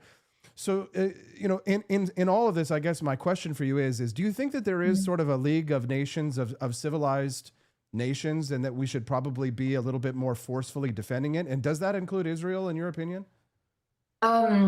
That's a very heated question, and Israel is really not one of the topics that I dive into. My area of expertise is more, the UK and migration. However, I would say that if your culture aligns with Western values, the more the merrier. And if we can help each other out and we're all victims of the same crimes, then there should be no reason why we don't work together. It is a dense topic, so I don't, of course, expect everybody to be an expert on it. And thank you for being honest, by the way, Jade. A lot of people would have just given some kind of stupid answer that they didn't know anything about and pretended like they know everything. So I honestly actually give you a lot of points for not pretending that you know everything. If you're just tuning into the Wake Up America show, I'm speaking to Jade Warwick. We're talking about the clash of civilizations, specifically in the background of the murder of Henry Nowak, whose case has blown up since the body cam footage of police officers resurfaced this past week. Now, the police body cam footage famously was released in the dead of midnight. There was no public press release. This case has ignited protests across the United Kingdom. We've been seeing footage of protests in the United Kingdom. I don't know if they're ongoing, but do you think that there is enough momentum to push for real change? Or does the United Kingdom even have the possibility for a change? Nigel Farage, for example, could he lead a movement that could result in real lasting change in the United Kingdom? Potentially. You saw that Reform had a huge win in the local elections recently, and Restore is an up-and-coming party that's gaining so much support. I believe that Elon is also supportive of Restore. British people have been pushed into a corner and now they're fighting back. There is no other option. Like I said, the mass migration, repatriation answer to that is the nice answer. It's the humanitarian answer.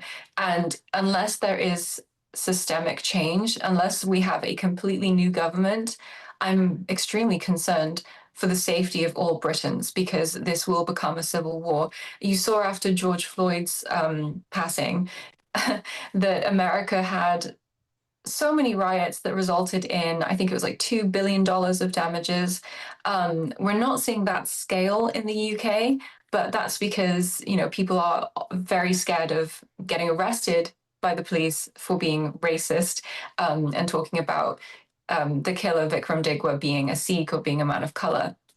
However, it's been so long and we have been pushed down and silenced for so long that we are sick of it.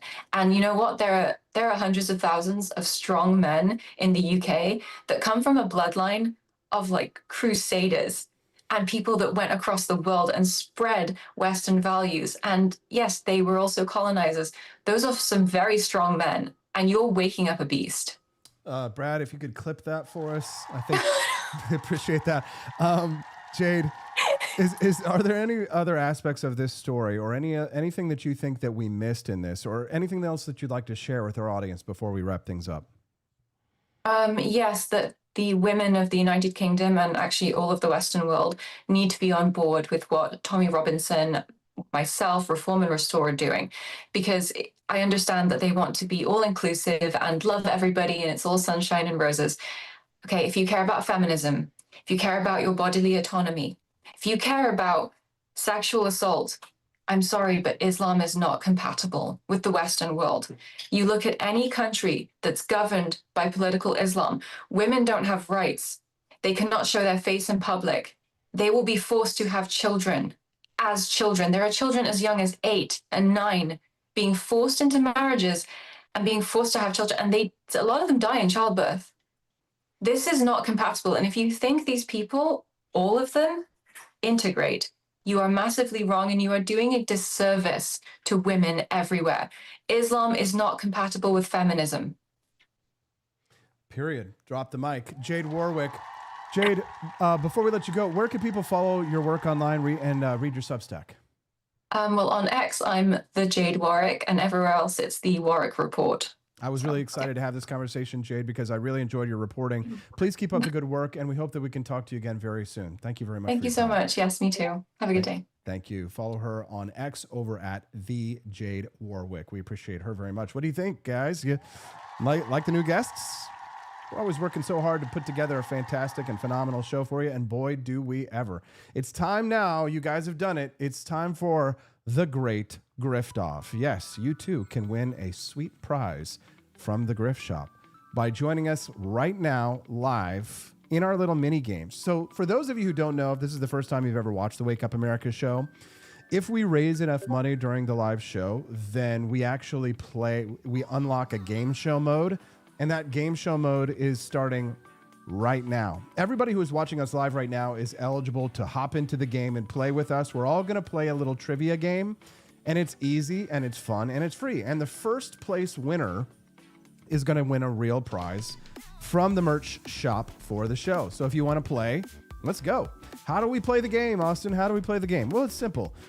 If you're using your phone to watch this show, then you're going to have to maybe pull us up on a laptop, right? You don't want to close the show stream, obviously. It's way too cool you don't want to get rid of the show. So on another computer or if you're watching us on a television set or whatever, grab a device and go to crowdparty.app. Now you can minimize the Rumble feed and still watch us and listen to us and join the game. But all you have to do to join the game is go to the website that you see on the screen. It's just crowdparty.app. That's crowdparty.app. And if you go to crowdparty.app, you will you will get a request for a code. And the code is the code you see on the screen. That code is 00113. So we're all going to play a little trivia game, and in honor of Byron Norris, thank you, Byron, for your service. Today it's going to be about U.S. military history. The great Byron Norris. So I guess in some way, we kind of rigged it for Byron a little bit. But some of you, if you've served in the military, thank you for your service as well. Today we are going to play a little game, a little trivia game together. U.S. military history. Just a little trivia game, 12 rounds. And then there's mini games within mini games. It's a lot of fun, totally free, doesn't cost you anything. Everybody's welcome to play. All you've got to do is go to that website, crowdparty.app. Now, if you have your phone out, if you're watching us on a laptop or on a computer, you can take a picture of that QR code on the screen and take a picture of that QR code, and you will get dropped immediately into the game. In just about a moment, I'm going to close the entry and we're going to go ahead and start the game. So I'll do a 30-second countdown here in just a moment, but if you want to play, you still have time. All you have to do is go to crowdparty.app. That's crowdparty.app and type in that code that you see, 00113. We're going to start the 30-second countdown for you to get in the game. Right now, you have 30 seconds starting. There we go. 30 seconds to get in the game. Go to crowdparty.app. That's crowdparty.app. We have 8 players. We can take up to 50. Everybody is welcome to join. It's totally free, and it's a lot of fun. We're going to play U.S. military history trivia. You now have 10 seconds to join the game.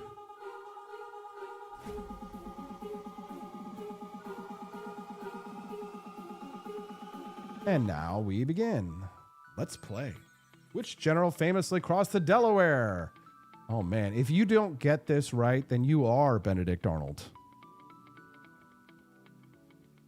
Everybody got it right. Good, you can all stay. But the sexy long-hair freak got it right first. The Battle of Gettysburg, a turning point in the Civil War, took place in which state? Ooh, that's a good one. I know some people are going to get this wrong. Yeah, Pennsylvania. Amy! Where you at, Byron? Oh, third place. What year did the U.S. military officially enter World War I? 1918, 1917, 1915, or 1914? 1917. Wow. I would have probably gotten that one wrong. I guess 1918. Because I know it was at the end of the war, but now we'll find the diamonds, avoid the bombs. It's a little minesweeper game. It's fun.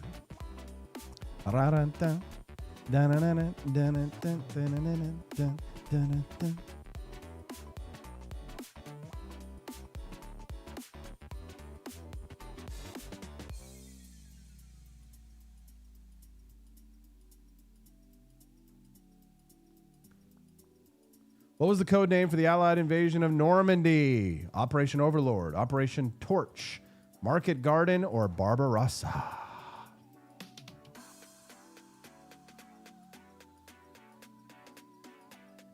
Overlord. Well done. Pork chop, number 1. Arvolt, number 2. St. Selma, number 3. Which U.S. general was famously relieved of command by President Truman during the Korean War? Oh, such a good question.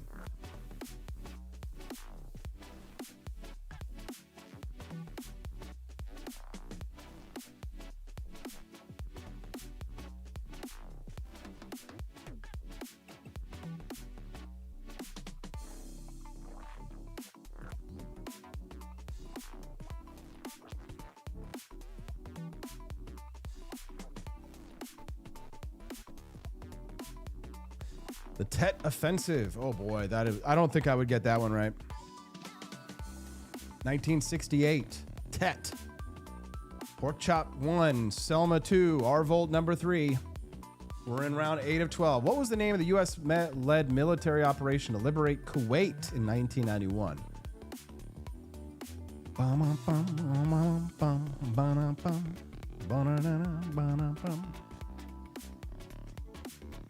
Operation Desert Storm.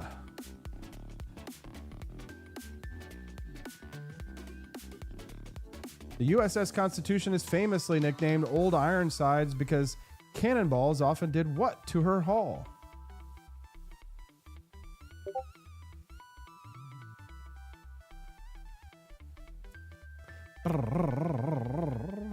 Bounced off her hull. Pork chops, Selma and Arvold. Wow, this is awesome. You guys are. Oh, this is where it separates the men from the boys because it introduces chance into a game of knowledge. Will you accept the gift? Let's see. Ooh, if you accepted it, you lost 100 points there. Round 11. Which U.S. bomber was used to drop the atomic bombs on Hiroshima and Nagasaki? Flying Fortress, Liberator, Strato Fortress, or Super Fortress?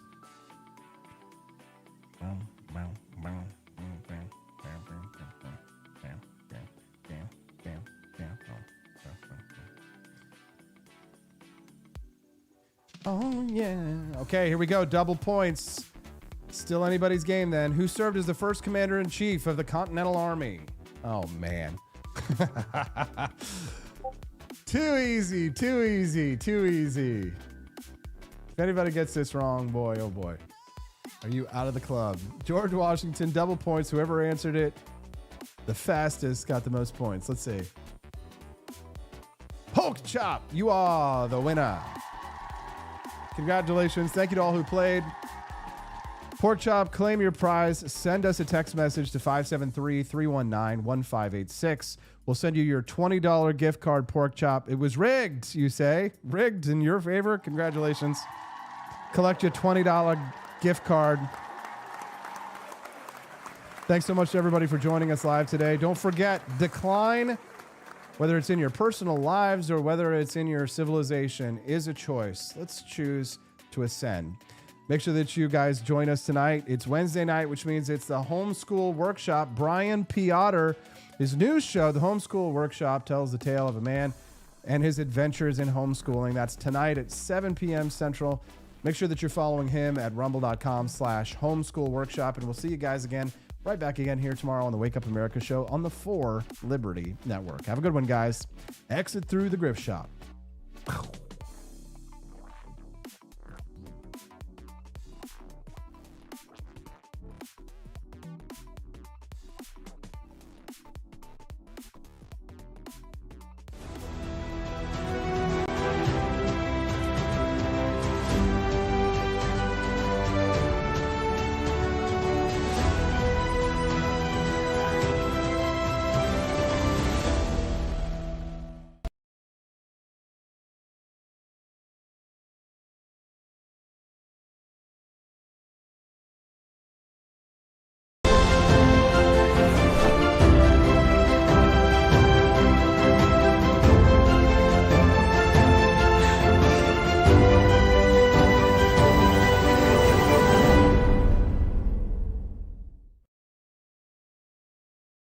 Red Hills of Hanover County, Virginia, on May 29, 1736, a boy was born with a voice that would one day shake an empire. His name was Patrick Henry. He was no scholar. He failed at farming and at running a store. Twice he went bankrupt before he was 30. But inside that tall, lanky, fiery-eyed man burned a passion for liberty that no amount of failure could extinguish. He taught himself law, passed the bar, and quickly became one of the most dangerous courtroom orators in Virginia. In 1765, the British Parliament passed the Stamp Act. Most colonists grumbled. Patrick Henry stood up in the Virginia House of Burgesses and unleashed a thunderbolt. He warned the king in words that still echo. Caesar had his Brutus, Charles I his Cromwell, and George III. Shouts of treason filled the chamber. Henry paused, then stared them down and finished. May profit by their example. If this be treason, make the most of it. The chamber fell silent. Patrick Henry had just lit the fuse. But his greatest moment came on March 23, 1775, in St. John's Church in Richmond. The colonies were on the edge of war. Many still hoped for peace with Britain. Patrick Henry rose to speak. The air was thick with tension. In a voice that rose like a storm, he delivered one of the most powerful speeches in human history. Gentlemen may cry peace, peace, but there is no peace. The war has actually begun. The next gale that sweeps from the north will bring to our ears the clash of resounding arms. Our brethren are already in the field. Why stand we here idle? Is life so dear, or peace so sweet as to be purchased at the price of chains and slavery? Forbid it, Almighty God. I know not what course others may take, but as for me, give me liberty or give me death. The delegates sat stunned. Some wept. Others rose to their feet in thunderous applause. Patrick Henry's words did not just rally Virginia, they helped push the entire Continental Congress toward independence. When war came, Henry became the first governor of independent Virginia. He raised troops, supplied armies, and kept the state in the fight even when things looked darkest. He clashed with Thomas Jefferson and James Madison on many issues, but none ever doubted his burning commitment to liberty. After the Revolution, Henry continued fighting in his own way. He opposed the new Constitution, fearing it gave too much power to the federal government and might threaten individual freedom. Though he eventually accepted the Bill of Rights, He never stopped warning that liberty must be guarded jealously. Patrick Henry died on June 6, 1799, at his plantation, Red Hill. On his deathbed, he asked for the Bible to be read to him. His final words were those of a man who had lived every syllable of his famous speech. He was never a great battlefield general like Washington. He never commanded ships like John Paul Jones. He never financed the war like Robert Morris. But Patrick Henry did something just as vital. He gave the revolution its voice. With nothing but raw passion and the power of spoken words, he convinced thousands of hesitant colonists that freedom was worth dying for. From the floor of the House of Burgesses to the packed church in Richmond, Patrick Henry stood as the living flame of American defiance. His thunderous call still echoes down through the centuries, reminding every generation that liberty is not given. It is fought for, spoken for, and defended without apology. Give me liberty or give me death. Those words did not die with him. They became the battle cry of a nation and the eternal challenge of every free people. Patrick Henry, the voice of the revolution.